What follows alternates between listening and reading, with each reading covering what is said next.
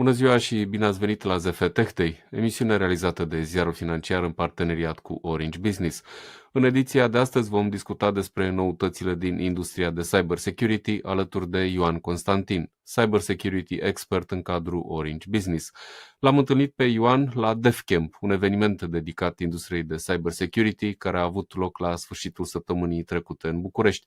Astfel că vă propunem în cele ce urmează un scurt interviu realizat cu Ioan în cadrul standului Orange din cadrul DevCamp, iar apoi să urmăriți și principalele idei susținute de Ioan în cadrul prezentării pe care a avut-o în cadrul evenimentului. Haideți să începem prin a urmări scurtul interviu pe care ni l-a acordat Ioan Constantin în cadrul evenimentului DevCamp. Salut Ioan, bine revenit! Salut Adrian, mă bucur să te regăsesc și să te revăd aici în DevCamp. Așa este, e o ediție specială, aș spune, a emisiunii înregistrată aici la conferință. Hai să vorbim un pic despre DevCamp și despre subiectele pe care le abordați aici, despre soluțiile cu care sunteți prezenți. DevCamp 13 e ediție cu noroc, nu e cu ghinion. Cea mai mare conferință de securitate cibernetică din Europa Centrală și de Est. Noi sperăm să depășim, împreună cu organizatorii, sperăm să depășim ambiția asta și să ne plasăm acolo în top 3 conferințe de securitate cibernetică în Europa. Orange, suntem parteneri încă de la începuturile evenimentului și suntem tare bucuroși că putem să-i sprijinim și anul acesta. Ca și până acum, ne găsiți aici la DevCamp. Colegii mei sunt pregătiți să vă prezint o parte dintre soluțiile din portofoliul nostru de servicii de securitate cibernetică, servicii pe care le oferim companiilor mici, mijlocii, dar și foarte mari, desigur. Este o ediție importantă pentru noi pentru că lansăm și a 6-a ediție a raportului nostru Business Internet Security. Lansarea oficială cred că a avut loc ieri, la prima oră. Raportul este disponibil pe site-ul Orange Business, poate fi descărcat de acolo. Îl găsiți și în print, pe aici pe la stand. Iar printre soluțiile despre care colegii mei vă vor povesti aici la stand și prin care voi trece și eu repede, pentru că nu vreau să fur startul cumva, veți putea afla despre portofoliul nostru 360 de grade. Este cumva o abordare personală în privința nomenclaturii. Îmi place să cred cum că oferim soluții ce acoperă un întreg univers de nevoi în securitatea cibernetică ale clienților noștri. De la monitorizarea infrastructurilor, la detecția amenințărilor, la răspuns la incidente de securitate cibernetică și la recuperare din incidente de securitate cibernetică. Pentru că ai pomenit raportul vostru tradițional, care este contextul? Cum arată peisajul atacurilor cibernetice? Ceea ce e clar, cred, este că numărul lor este în creștere și complexitatea, un lucru pe care îl discutăm an de an. Ce poți să ne spui despre datele din 2023, din raportul emis acum?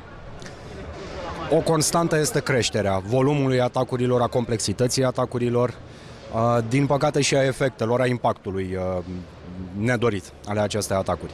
2023, cel puțin până acum, până în octombrie, a fost anul ransomware-ului. Ne-am reîntâlnit cu amicul nostru, între ghilimele, mai vechi. A fost un an extraordinar de prolific pentru grupuri de, le spunem, actori malițioși, de, știu și eu, hackeri, interesați să exploateze infrastructurile neprotejate sau infrastructurile vulnerabile. Am observat o creștere destul de importantă, de aproape 14% de la un an la altul, în infrastructurile protejate de serviciile noastre de securitate, a tentativelor de infectare cu cryptomalware, cu ransomware.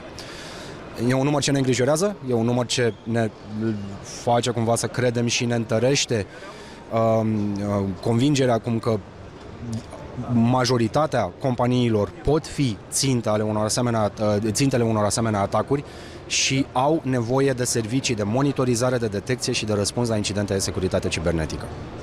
Ce altceva mai este în evidență în cadrul raportului? Nu știu, sunt anumite segmente de business, anumite industrii, anumite tipuri de companii care sunt mai frecvent atacate?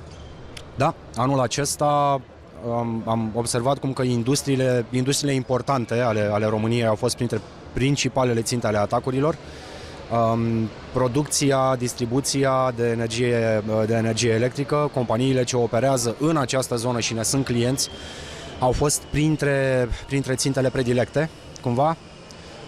Din fericire, aceste tentative de exploatare nu s-au încheiat cu succes, dar am observat această creștere. Iarăși, această creștere îngrijorează pentru că indică un trend, indică o tendință spre a încerca compromiterea infrastructurilor furnizorilor de servicii esențiale și de servicii critice pentru societate. Cum arată pe de altă parte piața? Cât de mare este interesul companiilor și a celorlalte entități, nu știu, din sectorul public pentru a achiziționa soluții de cybersecurity? A crescut, eu știu, înțelegerea nevoii de soluții de acest tip? Da. Un da categoric. E unul dintre indicatorii ce ne bucură, cărei creștere ne bucură și observăm asta de la an la an. Anul acesta pare că avem ceva mai mult awareness în privința impactului acestor amenințări, posibilului impact pentru aceste amenințări și avem un interes sporit, mai ales din zona companiilor mijlocii, companii ce vor să își migreze infrastructurile către cloud, se orientează către servicii cloud, își vor să depindă cumva mai degrabă de serviciile oferite de un furnizor de încredere decât să-și gestioneze propriile infrastructuri. Un subiect pe care acum cred că nu mai putem ocoli aproape nicio discuție este inteligența artificială. Vreau să te întreb dacă observați că încep să fie utilizate tool-uri bazate pe AI în atacuri, eu știu, de la scrierea de texte până, nu știu, chiar la atacuri în sine. AI-ul generativ este unul dintre cele mai importante subiecte de discuție pentru 2023. Din fericire, în momentul acesta, spun din fericire în ceea ce observăm noi, nu considerăm că inteligența artificială este folosită în scopuri malițioase, cel puțin nu la un asemenea nivel încât să provoace îngrijorări serioase. Dar există o tendință și tendința se duce în direcția aceasta. Vedem, în schimb, o tendință în a utiliza inteligența artificială pentru a îmbunătăți mecanismele de securitate cibernetică. Asta bucură. Probabil că va deschide un potențial în piața soluțiilor de securitate cibernetică și mă aștept ca, într-un timp relativ scurt, o parte dintre soluțiile ce sunt folosite acum, mai ales în zona de monitorizare, de detecție și de răspuns la incidente, în acele Security Operation Centers, să fie asistată și să fie îmbunătățită, o parte din munca acelor analiști să fie îmbunătățită și asistată de AI. Asta este o tendință pe care aș paria pentru următoarea perioadă. Pentru final, ca de fiecare dată, te rog câteva recomandări, sfaturi pentru companii în ce privește, eu știu, măsurile simple, așa, de igienă, în ce privește cybersecurity, în cazul în care n-au făcut așa ceva. Întotdeauna plecăm de la conștientizare. Cel mai important sfat pentru companii este să investească timp și resurse în awareness, în conștientizare. Un sfat la fel de important, dar cumva în secundar, într-o oarecare ierarhie, lucrați cu parteneri de încredere. Piața acoperă nevoile, piața de servicii de securitate cibernetică în România acoperă nevoile companiilor. Mai mult ca sigur că există un match bun pentru fiecare dintre entitățile ce doresc să își asigure cumva securitatea în perimetrul pe care îl operează. Ioan, îți mulțumesc foarte mult! Mulțumesc și eu!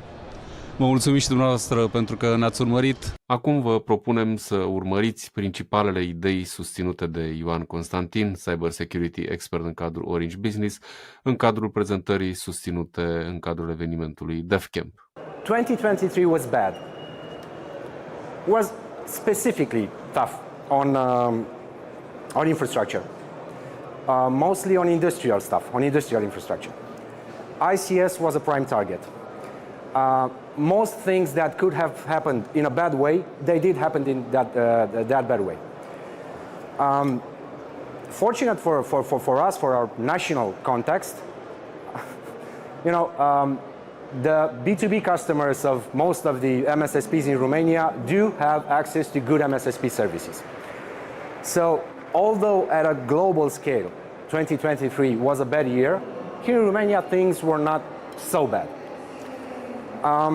In numbers, actually in figures, and with a lot of cherry picking, because I did have to go through a lot of data to simply find five good things that had happened at a global scale, and of course, to some extent relevant to our national context in the past 12 months.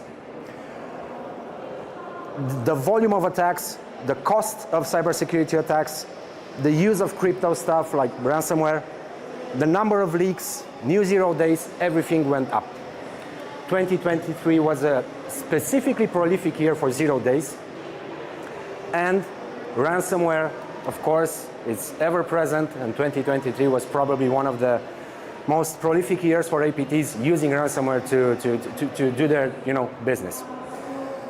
But the cherry picking part, the ransom paid has decreased year over year. The dwell times for attackers has decreased by something like 2 days, from an average of 19 days in 2022 to some 17 days in most targeted infrastructures. New APT groups year over year, that's a number that went down. The mean time to detection and the mean time to mitigation decreased by 8% respectively and 1% respectively. This is at a global level. Of course, this is cherry picking, and it's supposed to paint a hopefully marginally funny picture of how cybersecurity trends are actually discussed in the industry. Everything is bad, but there are slivers of good things that pop up from time to time.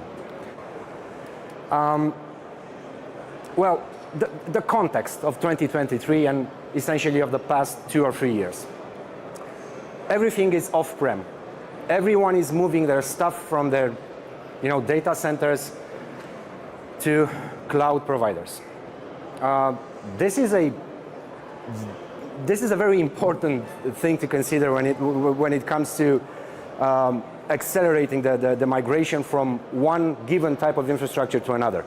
Because moving off-prem to cloud will probably require a lot of reconfiguration, a lot of new technologies in the stack, a lot of getting used to and formalizing and actually assessing the way to use the technologies. And of course, this means that there are a lot of internet-facing stuff through which your data is being consumed by your applications. There are a lot of new tools used by attackers, and this is something that we've seen in our perimeter, in the context of the infrastructures of our customers that we protect. New malware distribution platforms, a lot of ransomware as a service. I believe that this is a trend, and probably things are going to progress up to the point that ransomware will be probably something that you simply pay for. I mean, constructing and running a ransomware attack is something that you just have to click, set, and forget. This brings back not that happy memories of, like various low or high orbit cannons some 10 to 12 years ago, when botnets for very unsophisticated DDoS attacks were available to hire for just a few $100s. And of course, geopolitics still plays a major role. Most of the APTs that we managed to track in Romania, I mean, with a relevant activity in Romania, have some sort of political motivation and have some sort of political drive or political backing to their dealings. So it is probably sufficient to say that for most of these state nexus groups, cyber warfare is becoming the norm. Orange Business Services, this is an obligatory slide. My colleagues are probably going to, if I'm to skip this one, my colleagues are probably going to have some words for me. We do provide managed security services, like the whole 360 degrees deal, prevention, detection, monitoring, and response. 400 plus large enterprise customers, and we are now expanding to SMEs, to medium-sized customers, and we have some tens of thousands of assets in our security perimeter. We provide manage everything, essentially, from firewalls to detection, mitigation, and response. 2023 was a very prolific year if you are into ransomware. I've mentioned this, I'm repeating it because it's, well, obviously visible from this slide.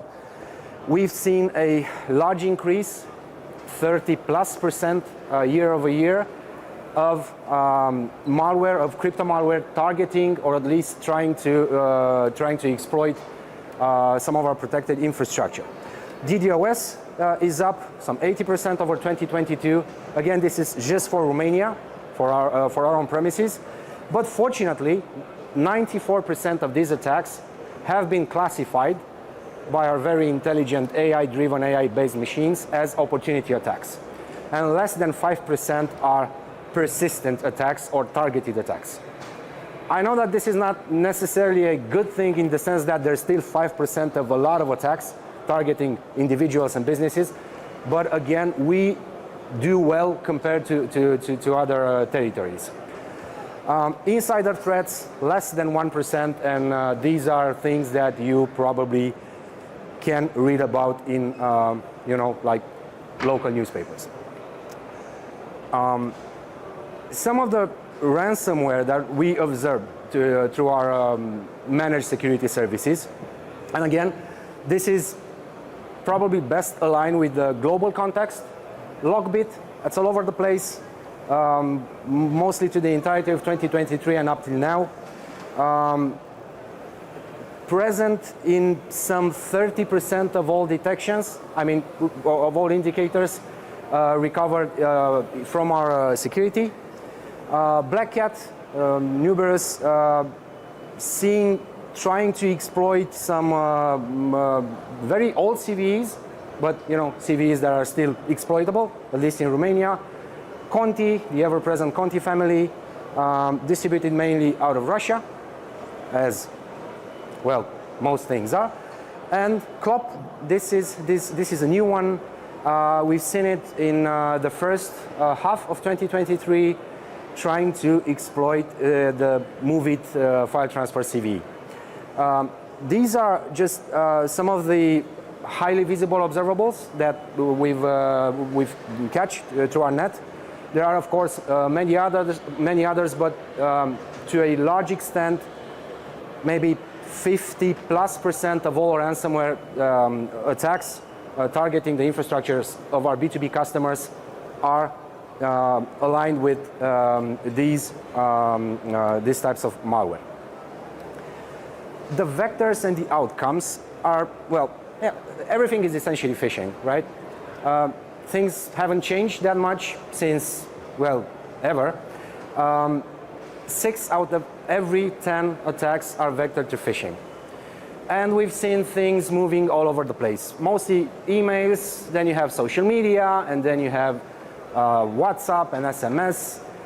But this is becoming a constant in most reportings done in Romania. Phishing is still a part of everyone's life, unfortunately. Spear phishing, and that's a bit interesting. Some 10% of all phishing attacks are targeted, in the sense of being specifically targeted against businesses mostly. We are yet to observe any attack targeting individuals, but as it is less common, but businesses are being specifically targeted with various spear phishing campaigns.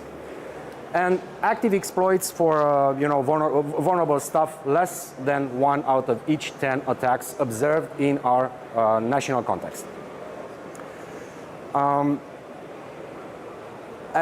When it comes to trends in how the bad people are actually conducting their attacks, Cobalt Strike, again, it is essentially dealer's choice, but everyone is using it. Ransomware as a service, we observe some If I remember correctly, it was at least 17 beacons for such services actively being active in active use in Romania. Killnet, they're doing their stuff with DDoS attacks. Fortunately, most of their attacks are, not that disruptive, mostly messy and noisy. Mobile attacks, we've seen an uptick in this type of in this trend, and we've seen a move from SMS-based vectors to WhatsApp, because everyone uses WhatsApp and it's a mainstay for businesses and individuals alike. And of course, ransomware, as I've mentioned in my previous slides, some 30+% increase year over year. The attackers, you have to take this with like 8 or 10 teaspoons full of salt, because you know how these things usually go. But what we can, with some precision, say is that the better part of the attacks that have been blocked by our MSSP services are stemming from Russia, China, and the US. And of course, Romania, that's an important vector because, the targets are in Romania. Things have not changed that much in the past year from the 2022 picture, but we did see a bit of an uptick in stuff coming from China as opposed to what we reported in 2022. We believe this is mostly opportunistic. It is because a main driver of those ransomware as a service platforms have been some Chinese outlets and some Chinese venues, mostly in the continental southern part of China. This probably explains the uptick. The attacks coming from Russia are at a similar level with what they've been in 2022. The attackers. We use some pretty much gray box black magic stuff to track the activity of some 13 APT groups with relevant activities here in Romania. I'm going to go ahead and say that those activities, although relevant for us as an MSSP, are not as disruptive as they are in other territories. So, yay for us. But we've seen some interesting movement from specific APTs in the past 12 months. Mostly the operators from China, from Russia, like APT 29 and Killnet, they do their high noise, low impact stuff, DDoS, again. I've counted the times in 2023 when I got to read, articles in the press mentioning that this APT group in China, this hacker group in China, threatens to bring down the insert text here infrastructure in Europe. Banking infrastructure, electricity infrastructure, whatever infrastructure. They didn't manage to do so, but again, they are very noisy and they are disruptive in the sense that they make the proper waves in the media. We've seen some new APTs from China, this UNC 4841 trying to exploit some Barracuda email security stuff, some 0 days that were fortunately patched in our customers' infrastructures. And what we've seen as an interesting point, and this is merely a data point that has been confirmed over and over, starting mid to late October up until now, there's a lot of movement around trying to exploit the Cisco IO6C stuff. We've seen some 2,000 plus assets that are probably that are actually exploitable.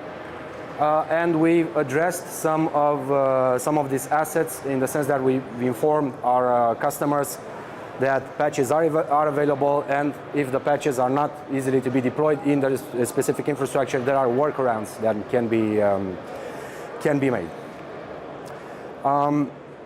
The targets. What are the targets? I've mentioned before, and as a poor attempt at humor, that we are using this very large AI with air quotes tool to derive the data that you see in these slides.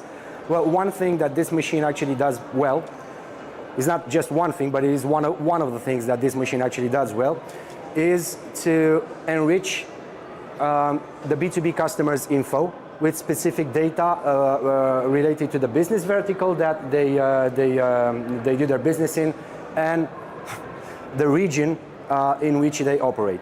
So we use a lot of the data that we have available from our fixed or mobile voice and data communication services provided to those customers to pinpoint their specific location on Romania's map for their given infrastructures, and we know with a very high degree of certainty that the customer X is actually working in the, retail sector. And this brings some very interesting data to the table. 2023, at least the past 12 months, so end of 22 up until now, we've seen a very, very large commitment of the attackers to target the energy sector. I'm not sure why. So it's supposed to be. Oh yeah, it is. So it's the energy sector with up to 31% of all the attacks detected and blocked in our managed security services infrastructure. We do have some fairly large customers in this area. Some of the largest players in this area are customers of some of our managed security services, and we can say with a high degree of certainty that there is a visible trend of weaponization against industrial control systems in Romania, targeting the energy infrastructure. This is critical infrastructure. This is a pain point, and it will probably be addressed. I mean, I'm certain that it is being addressed as we speak by the operators, but this should be a more relevant topic for discussion when it comes to specific trends in Romania. So ICS, attacks against ICS of the energy business vertical are on the rise. By region, Dobroja was, no, it's actually Bucharest was the worst hit of all, with Dobroja coming into second. Again, this is geolocation stuff based on the destination addresses of the assets that are targeted.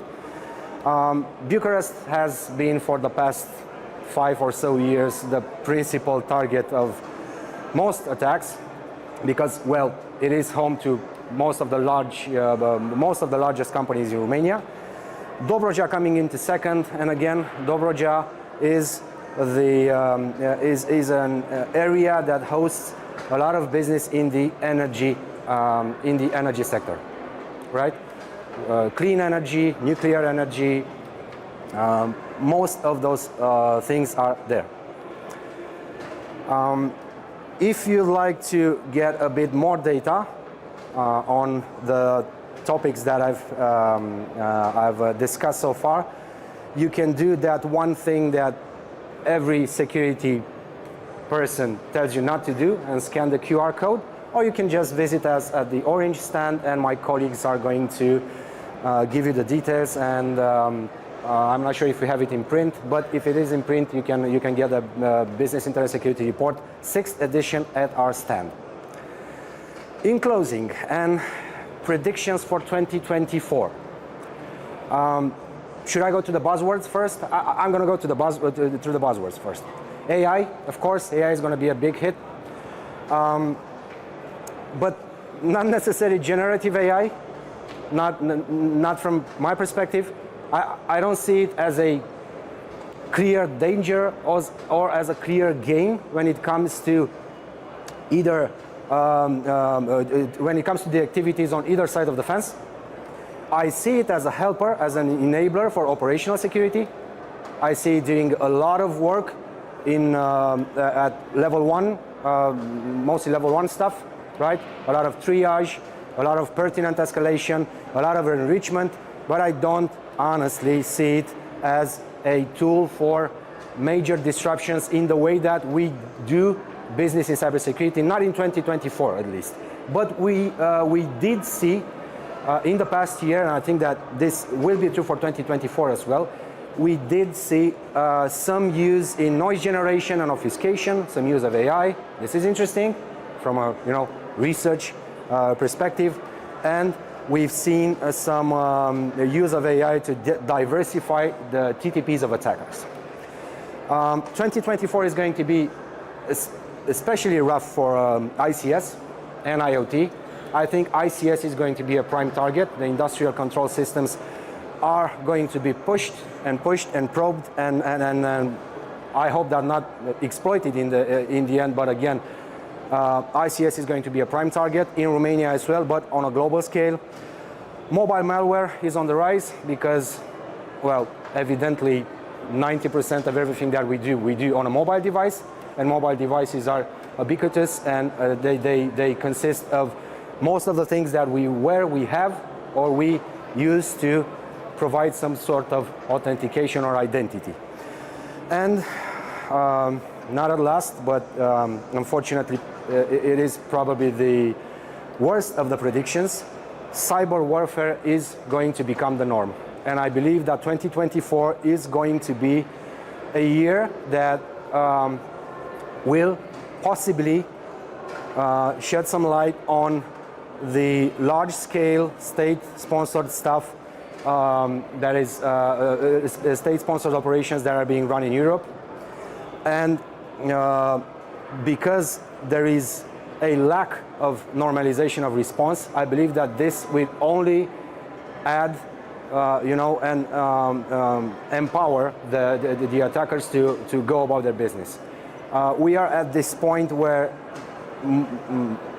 anyone and everyone are aware of the fact that, state-owned or state-sponsored APTs are wreaking havoc across Europe and, well, across the Western world, and not only the Western world, of course, but there is a lack of normalization of response.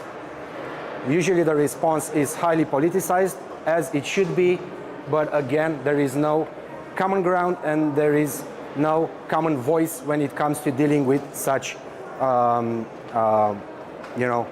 cyber warfare activities. Thank you. Have a good one. Vă mulțumim pentru că ne-ați urmărit. Aceasta a fost ediția de astăzi a ZF Tech Day. Vă așteptăm și la edițiile următoare ale emisiunii pentru noi discuții despre business și tehnologie. La revedere!